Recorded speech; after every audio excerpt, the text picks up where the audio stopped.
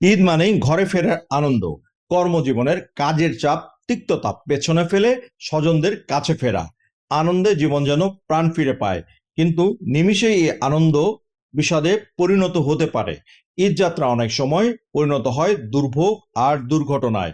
প্রতি বছর ঈদের আগে বাড়তি চাপ পড়ে সড়ক, রেল ও নৌপথে। ঈদ শেষে ফেরার পথেও দেখা যায় একই চিত্র। তাই একটু অসতর্কতা ডেকে আনতে পারে বিপদ।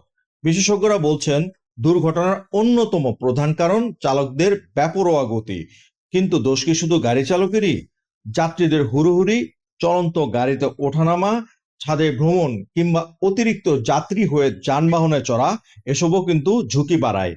ঈদের সময় সবচেয়ে বেশি দুর্ঘটনায় পড়ে মোটরসাইকেল আরোহীরা, বিশেষ করে তরুণরা। দ্রুত গতি, হেলমেট না পরা এবং ঝুঁকিপূর্ণ ওভারটেকিং অনেকের প্রাণ কেড়ে নেয়।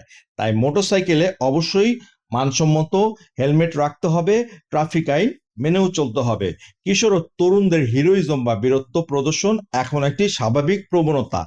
ঈদের ছুটিতে বন্ধুদের সাথে ঘুরতে গিয়ে এই হিরোইজম পেয়ে বসে অনেকের মাঝে। তাই দ্রুত গতিতে বাইক চালাতে গিয়ে অনেকে পড়েন বিপদে। পুলিশ ও সড়ক নিরাপত্তা বিশেষজ্ঞদের পরামর্শ, যাত্রার আগে গাড়ির ফিটনেস পরীক্ষা করতে হবে, ক্লান্ত চালককে গাড়ি চালাতে দেওয়া যাবে না এবং রাতের বেলায় অতিরিক্ত গতি এড়িয়ে চলতে হবে। যাত্রীদেরও ধৈর্য রাখতে হবে।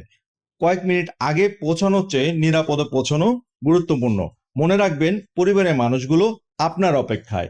তাই আনন্দের ঈদ যাত্রা হোক নিরাপদ, সচেতন ও নির্বিঘ্ন। ঈদের আগে যেমন, ঈদের পরেও সতর্ক থাকুন।